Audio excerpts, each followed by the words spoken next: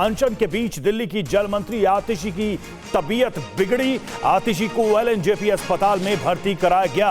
रात करीब 3 बजे एलएनजेपी अस्पताल में भर्ती कराया गया। आतिशी का शुगर लेवल गिरा। आम आदमी पार्टी की तरफ से यह जानकारी दी गई है, रात से ही गिर रहा है शुगर लेवल। आतिशी का हाल जानने कई आम आदमी पार्टी के नेता एलएनजेपी पहुंचे। अनिश्चितकालीन भूख हड़ताल पर हैं आतिशी।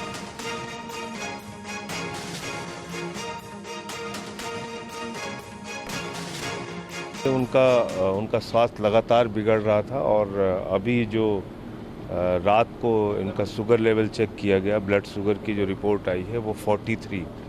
तो सारे डॉक्टरों की ये सलाह है कि स्थिति इनकी बिगड़ी हुई है और इनको हॉस्पिटल में एडमिट करना बहुत ज़रूरी है, वरना बहुत गंभीर स्थिति हो सकती है, बहुत बुरी हालत हो सकती है। इसलिए डॉक्टरों की सलाह पे इनको एडमिट कराया जा रहा है। मैम अभी कौन से उनकी रात से ब्लड शुगर लेवल गिर रही थी, तो हमने सैंपल उनका दिया था तो 46 उनकी शुगर लेवल आई थी और उसके बाद उनकी पोर्टेबल मशीन से ली तो उनकी 36 तक शुगर लेवल आई, जो कि अच्छी नहीं है, सीरियस रहती है। इसलिए उनको हमने जो है अभी एलएनजेपी हॉस्पिटल में एडमिट कराया है और अब डॉक्टर साहब उनका इलाज कर रहे हैं, तो अब सेफ हैं।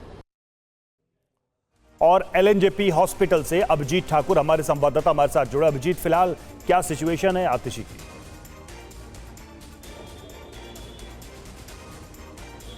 देखिए, आतिशी अभी एलएनजेपी हॉस्पिटल में ही एडमिट है और डॉक्टर लगातार उनके हेल्थ की जो निगरानी है वो बनाए हुए हैं। उनके पैरामीटर्स जो थे उसमें लगातार उनका ब्लड प्रेशर और ब्लड शुगर लेवल जो है वो नीचे जा रहा था और कीटोन लेवल हाई जा रहा था।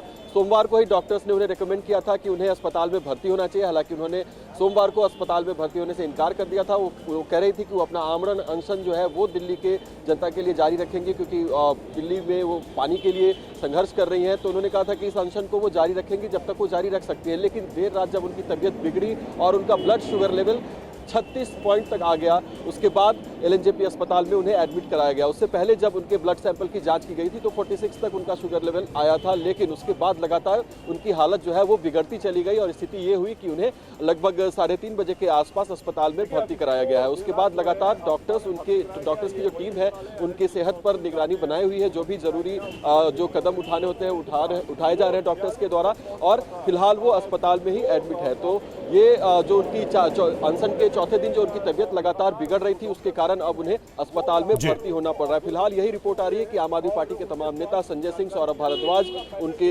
सेहत का हाल लेने के लिए देर रात भी पहुंचे थे और उसके बाद अभी भी यहाँ पर आम आदमी पार्टी के कई नेता भीतर मौजूद हैं और उनकी स्थिति पर लगातार जो है वो नजर बनाए हुए हैं। लेकिन फिलहाल उनकी हालत जो है वो स्थिर बताई जा रही है। जो भी जरूरी कदम है वो डॉक्टर्स की टीम जो है लगातार उनके सेहत की निगरानी, उनके पैरामीटर्स को पहले नॉर्मल लेवल पर लाने की कोशिश है। डॉक्टर्स की प्राथमिकता ये है कि उनके जो वाइटल पैरामीटर्स है उनको सबसे पहले नॉर्मल स्टेट में लाया जाए और उसके बाद आगे। ठीक है अभिजीत, आप नजर बनाए रखें। बहुत बहुत शुक्रिया फिलहाल इस अपडेट के लिए। दिल्ली में पानी के संकट को लेकर आम आदमी पार्टी और बीजेपी के बीच तकरार जारी है। आतिशी के आरोप पर बीजेपी ने जोरदार पलटवार किया है। 100 MGD पानी हुआ 46 करोड़ लीटर पानी। रोज 46 करोड़ लीटर पानी दिल्ली को कम मिल रहा है। मैंने हर संभव कोशिश कर दी, लेकिन उसके बावजूद भी हरियाणा सरकार पानी नहीं छोड़ रही। जो दिल्ली को पानी आता है प्रॉपर आ रहा है, आप जाइए, जहाँ से पानी छूटता है वहाँ चेक कर लीजिए। उनके आदमी जाएं, हमारे साथ चलें, जहाँ से पानी छोड़ा जाता है, जहाँ से पानी आता है दिल्ली को। अब जिसको झूठ ही परोसना है तो वो झूठ परोसेगा। वहीं केजरीवाल की जमानत पर हाईकोर्ट सुनाएगा फैसला। आज दोपहर 2:30 पर दिल्ली हाईकोर्ट की तरफ से फैसला सुनाया जाएगा। 20 जून को राउज एवेन्यू कोर्ट ने केजरीवाल को दी थी बेल। 21 जून को केजरीवाल की बेल पर हाईकोर्ट ने रोक लगाई थी।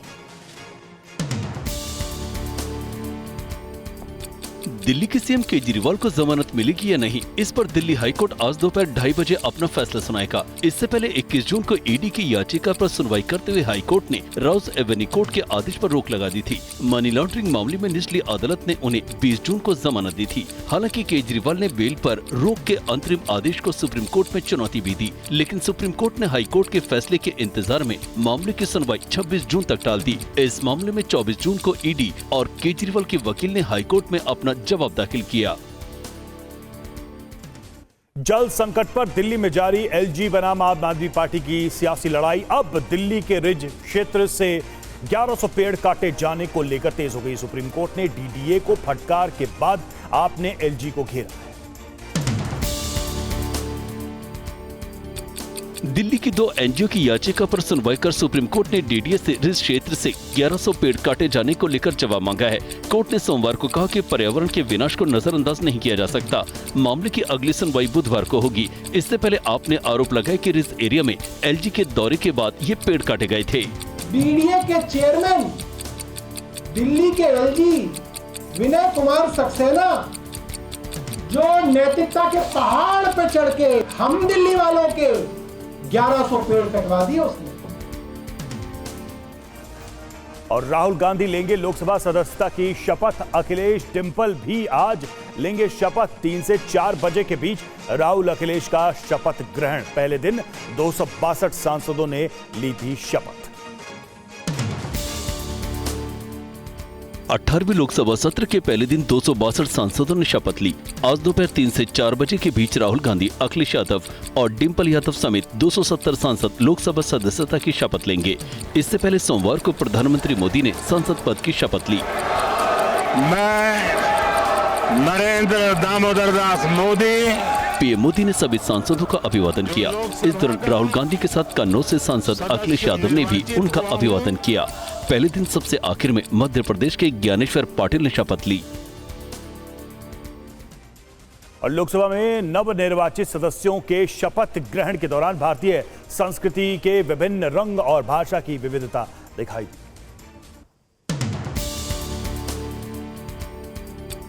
देश के अलग अलग हिस्से से चुनकर आने वाले सांसदों ने हिंदी, अंग्रेजी और संस्कृत के साथ साथ अपनी मातृभाषा में शपथ ग्रहण की।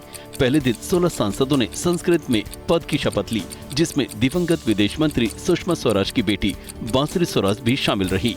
बिहार के दरभंगा और मधुबनी से आने वाले सांसदों ने सिर पर पाग बांधकर मैथिली भाषा में शपथ ली। वहीं दक्षिण के कई सांसदों ने स्थानीय वेशभूषा में सदस्यता की शपथ ली। संसद में बुधवार को नए लोकसभा अध्यक्ष के चुनाव के बाद गुरुवार को राष्ट्रपति दोनों सदनों की संयुक्त बैठक को संबोधित करेंगी। और नीट पेपर लीक मामले में अब ईडी की एंट्री। पुराने मामलों में गिरफ्तारियां की जा रही हैं। परीक्षा में गड़बड़ी पर ईडी दर्ज कर सकती है एफआईआर।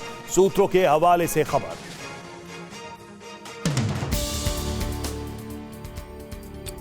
नीट पेपर लीक कांड की जांच में अप्रवर्तन निदेशालय की भी एंट्री हो गई है। सूत्रों के मुताबिक ईडी पेपर लीक से जुड़े पुराने मामलों की फाइल खंगालने लगी है। इसके साथ साथ पुराने मामलों में गिरफ्तारियां भी की जा रही हैं और उनके नेटवर्क और मनी लॉन्ड्रिंग की कड़ियां खंगाली जा रही हैं। सूत्रों के मुताबिक परीक्षा में गड़बड़ी को लेकर ईडी जल्दी ECIR यानी FIR दर्ज कर सकती है। उधर ईडी और सीबीआई से जांच को सूचीबद्ध करने को लेकर सुप्रीम कोर्ट में एक नई याचिका दाखिल हुई है। सोमवार को इस पर तत्काल सुनवाई से इनकार करते हुए कोर्ट ने 8 जुलाई के लिए मामले को सूचीबद्ध किया है। और पेपर लीक मामले में रोज नए खुलासे हो रहे हैं। केंद्र सरकार की ओर से मामले की जांच सौंपे जाने के बाद अब सीबीआई भी फुल एक्शन में। केंद्रीय जांच एजेंसी ने पेपर लीक मामले में कड़ा एक्शन लिया है। सीबीआई ने बिहार, गुजरात और राजस्थान में दर्ज किए गए कुल 5 मामलों को टेक ओवर कर लिया है। अब उन सभी मामलों की जांच सीबीआई करेगी। पेपर लीक केस में अब तक 6 राज्यों का कनेक्शन सामने आया है। बिहार और झारखंड में बिहार की आर्थिक अपराध शाखा और राज्य पुलिस की अलग अलग टीमें लगातार छापेमारी कर रही हैं। अभी तक करीब अलग अलग जगहों से 25 लोग गिरफ्तार हो चुके हैं। NEET UG paper leak case में सीबीआई ने रविवार को पहली FIR दर्ज की थी। और नीट एग्जाम मामले की सीबीआई जांच शुरू होते ही कई बड़े खुलासे सामने आने लगे हैं। जैसे जैसे जांच आगे बढ़ रही है वैसे वैसे नीट पेपर लीक से जुड़े अलग अलग किरदार भी बेनकाब हो रहे हैं। नीट पेपर लीक मामले को लेकर सीबीआई की एक टीम बिहार तो दूसरी टीम ने गुजरात में डेरा डाल दिया है। सीबीआई सूत्रों के मुताबिक पूरी जांच को 4 चरणों में बांटा गया है। सीबीआई का फोकस परीक्षा के पेपर तैयार करने, पेपर की छपाई, उसके ट्रांसपोर्टेशन और सेंटर डिस्ट्रीब्यूशन प्रक्रिया के बीच की कमियों को पकड़ना है। सीबीआई के रडार पर एनटीए के अधिकारी भी हैं। ऐसा पहली बार नहीं है जब परीक्षा में गड़बड़ी की जांच सीबीआई को सौंपी गई हो। इससे पहले भी साल 2018 और 2021 और 2022 में सीबीआई ने नीट एग्जाम में गड़बड़ियों की जांच पर एफआईआर दर्ज की थी, जो अभी भी चल रही है। और नीट पेपर लीक को लेकर सियासी घमासान जारी है। ममता बनर्जी ने परीक्षा में हुई गड़बड़ियों को लेकर पीएम मोदी को पत्र लिखा है। नीट पेपर लीक पर संसद में हंगामे के आसार के बीच सोमवार को पश्चिम बंगाल की सीएम ममता बनर्जी की ओर से पीएम मोदी को एक चिट्ठी भेजी गई, जिसमें ममता बनर्जी ने मांग की है कि नीट परीक्षा को रद्द करने के लिए तुरंत कदम उठाए जाएं। इसके अलावा ये भी कहा कि पुराने तरीके से परीक्षा कराई जाए। ममता बनर्जी चाहती हैं कि मेडिकल प्रवेश की परीक्षा की जिम्मेदारी फिर से राज्य को सौंप दी जाए। बता दें कि 2017 तक पूरे देश में राज्य आधारित संयुक्त प्रवेश परीक्षा के जरिए मेडिकल में प्रवेश का अवसर था। और नीट विवाद को लेकर छात्र संगठनों ने देश के अलग अलग हिस्सों में प्रदर्शन किया। भोपाल में एबीवीपी कार्यकर्ताओं ने संगठन पर लगाए गए आरोपों पर कांग्रेस नेता का पुतला फूंका। नीट विवाद को लेकर कांग्रेस नेता दिग्विजय सिंह और प्रदेश अध्यक्ष जीतू पटवारी के आरोपों के खिलाफ एबीवीपी कार्यकर्ताओं ने प्रदर्शन किया। एबीवीपी कार्यकर्ता कांग्रेस नेता दिग्विजय सिंह के आवास पर पहुंचे और विरोध प्रदर्शन किया। इस मौके पर एबीवीपी कार्यकर्ताओं ने प्रदेश के पूर्व सीएम दिग्विजय सिंह का पुतला भी फूंका। इधर त्रिपुरा के अगरतला में भी नीट यूजी परिणाम को लेकर छात्र और युवा संगठनों ने मार्च निकालकर प्रदर्शन किया। और ओडिशा के मुख्यमंत्री मोहन चरण मांझी सोमवार को अपने पैतृक गांव रायकला पहुंचे। सीएम मांझी को देखने के लिए संताल समुदाय उमड़ पड़ा। मुख्यमंत्री मोहन चरण मांझी के पैतृक गांव रायकला पहुंचने पर भव्य स्वागत किया गया। आज बहुत सारा तैयारी किया गया था। आज ट्रेडिशनली ओडिया फूड किया गया था उनके लिए, और उनका जब आए उनका स्वागत किया गया पैर धो के, उनको टीका लगा के, जो हम लोग का ट्रेडिशनल से जैसे उनका आरती उतारते हैं वैसे किया गया हम लोग का। घर पे पहुंचने पर मां ने अपने मुख्यमंत्री बेटे को अपनी साड़ी के आंचल से मुंह पोंछा। गर्मी और थकान से चूर बेटे को पानी पिलाया, साथ ही अपने हाथ से खाना भी खिलाया। और राजस्थान के प्रदेश कांग्रेस अध्यक्ष गोविंद सिंह डोटासरा ने सीनियर आईपीएस ऑफिसर को सुधरने की नसीहत देते हुए घुटनों के बल चलवाने की धमकी दी। गोविंद सिंह डोटासरा ने कोटा रेंज के आईजी रविदत्त गौड़ की नौकरी पर संकट की धमकी दी। तो श्रीमान रविदत्त गौड़ साहब, आप अपनी आदत से बाज आ जाओ, नहीं तुम्हारी नौकरी पे पड़ जाएगा जोर। तुम कितनी औकात तुम्हारी कर लेना, लेकिन तुम कुछ नहीं बिगाड़ पाओगे। डोटासरा ने कहा कि खुद को संभाल लो, वरना कांग्रेस का कार्यकर्ता जीना हराम कर देंगे। वे ईडी, सीबीआई और पुलिस कार्रवाई से डरने वाले नहीं हैं। और पुणे पोर्शे कार हादसे में मारे गए युवक युवती के परिजनों ने मुख्यमंत्री एकनाथ शिंदे से मुलाकात की। पुणे पोर्शे कार हादसे मामले में मृतक के परिजनों को मुख्यमंत्री एकनाथ शिंदे ने इंसाफ दिलाने का आश्वासन दिया है। साथ ही सीएम शिंदे ने पुणे के सभी अवैध पब पर कड़ी कार्रवाई का आदेश दिया। उन्होंने कहा है कि इसके लिए फास्ट ट्रैक कोर्ट में इसे चलाया जाएगा, ताकि जल्द से जल्द आप लोग को न्याय मिल सके। जिन जिन लोगों का सभी को कड़ी से कड़ी सजा मिलेगी, और ये केस जो है ना एक मिसाल बनेगा जिससे लोग सबक लेंगे। मुख्यमंत्री ने पुणे में बढ़ रहे ड्रग्स के मामलों पर भी कड़ी कार्रवाई करने और नकेल कसने का आदेश दिया है। और अयोध्या के राम मंदिर की छत से पानी टपकने का दावा किया जा रहा है। हालांकि राम मंदिर निर्माण समिति ने इसे खारिज कर दिया है। अयोध्या में रामलला के गर्भगृह में पानी टपकने के दावे को राम मंदिर निर्माण समिति के अध्यक्ष नृपेंद्र मिश्र ने निराधार बताया।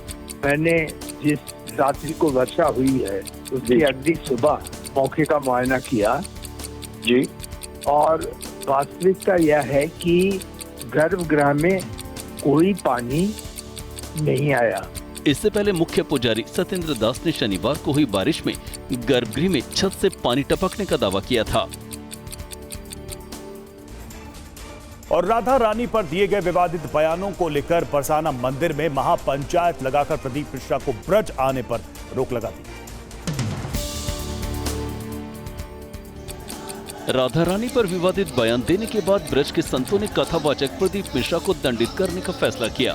ब्रज के 84 कोस के संतों ने महापंचायत बुलाकर प्रदीप मिश्रा को माफी मांगने तक ब्रज में प्रवेश नहीं देने का फैसला किया। प्रदीप मिश्रा क्षमा मांगने से पहले उसको कहना पड़ेगा कि मेरी मति मारी गई, कि मैंने राधा जी के बारे में ऐसा घोर अनन्य अपराध किया, उसके बाद ही उसको यहाँ माफी के लिए प्रवेश दिया जाएगा। संतों का कहना है कि अगर एक सप्ताह में प्रदीप मिश्रा माफी नहीं मांगते हैं तो FIR कराई जाएगी, साथ ही प्रदर्शन शुरू किया जाएगा।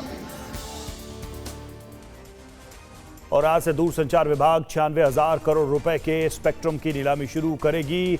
इसमें हिस्सा लेने के लिए 3 कंपनियों ने 4,350 करोड़ रुपए की EMD जमा कराई। रिलायंस जियो, भारती एयरटेल और वोडाफोन आइडिया ने 96,000 करोड़ के स्पेक्ट्रम की नीलामी में हिस्से लेने के लिए आवेदन किया है। रिलायंस जियो ने सबसे ज्यादा 3,000 करोड़ रुपए की EMD जमा की है। नियमों के मुताबिक नीलामी हासिल होने वाले पक्षों को 10 दिन के भीतर भुगतान करना होगा। ट्राई के टेलीकॉम नियमों के मुताबिक नीलामी की अधिकतम बोली 12 गुना तक हो सकती है। नियमों के मुताबिक ये स्पेक्ट्रम 20 साल के लिए आवंटित होगा। इसमें 10 साल के बाद टेलीकॉम कंपनीज के पास स्पेक्ट्रम को सरेंडर करने का विकल्प भी रहेगा।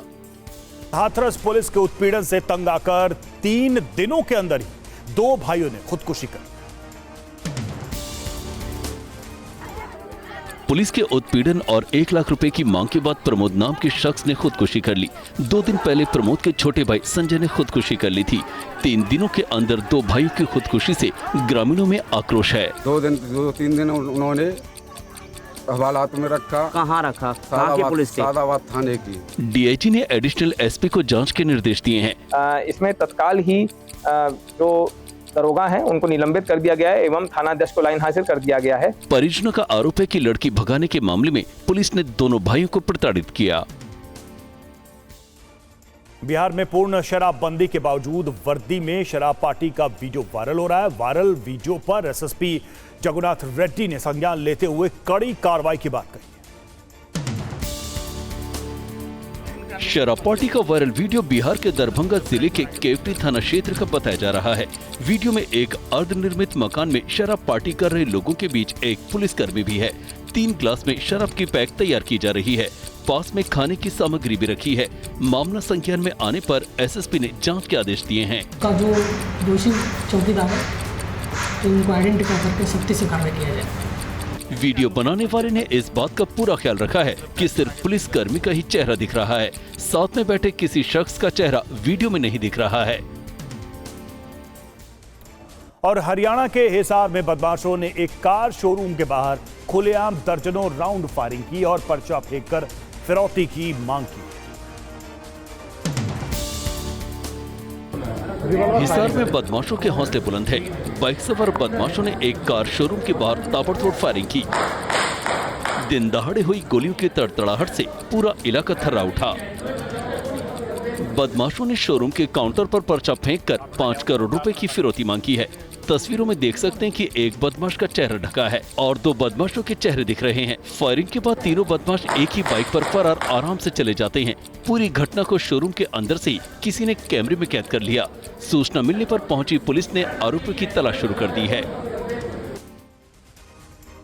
और दिल्ली पुलिस ने करीब 800 CCTV कैमरों के फुटेज खंगालते हुए मुनरेगा से अपहृत 4 साल की बच्ची को बरामद कर लिया। मुनीरका के एक शख्स ने किशनगंज थाने में 4 साल की बच्ची के लापता होने की सूचना दी। पुलिस ने विशेष टीम गठित कर बच्ची की तलाश शुरू की। CCTV फुटेज में देख सकते हैं कि बच्ची को गोद में लेकर आरोपी जा रहा है। पुलिस ने बस को ढूंढ निकाला और आरोपी का पता लगाने के लिए करीब 800 CCTV कैमरों की फुटेज खंगाल डाले। आरोपी शख्स को विक्षिप्त बताया जा रहा है, जिसने बच्ची को गीता कॉलोनी मार्केट के पास छोड़ दिया, जहां से पुलिस ने बच्ची को बरामद कर लिया। बच्ची को बरामद करने के बाद मेडिकल जांच कराई गई और परिजनों को सौंप दिया गया है। और उत्तर प्रदेश के उमरिया जिले के CMHO का नेशनल हाईवे पर नशे में धुत बाइक दौड़ाने का वीडियो सामने आया। ये उमरिया के मुख्य स्वास्थ्य एवं चिकित्सा अधिकारी डॉक्टर आर के मेहरा हैं। हाफ पैंट और बनियान में तेज रफ्तार से बाइक चला रहे हैं। बाइक पर स्वास्थ्य विभाग के 2 कर्मियों को भी बैठा रखा है। NH 43 पर बाइक चलाने के दौरान न तो CMHO और न ही पीछे बैठने वाला कोई शख्स यातायात के नियमों का पालन कर रहा है। सूत्रों के मुताबिक स्वास्थ्य महकमे के मुखिया डॉक्टर आर के मेहरा शराब के नशे में इतने धुत हैं कि बाइक को भी संभल नहीं पाते और पीछे बैठे शख्स के साथ सड़क पर ही लुढ़क पड़ते हैं। पूरी घटना का वीडियो किसी व्यक्ति ने कैमरे में कैद कर लिया। और नासिक में पानी के लिए त्राहिमाम मचा है। पानी की किल्लत दूर करने के लिए गांव के लोगों ने एकजुटता दिखाते हुए कुआं खोद डाला। ये तस्वीर महाराष्ट्र के नासिक जिले के गांव की है। पानी की किल्लत दूर करने के लिए ग्रामीणों ने एकजुट होकर कुआं खोद डाला। कुआं बनाने के लिए 3 से 4 महीने लगे थे। कितने लोग थे? 40-50 लोग थे।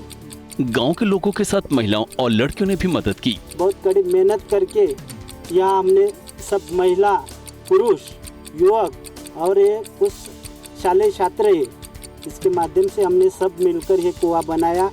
ग्रामीणों ने अपने मजबूत इरादे से पानी की समस्या का हल निकाल लिया।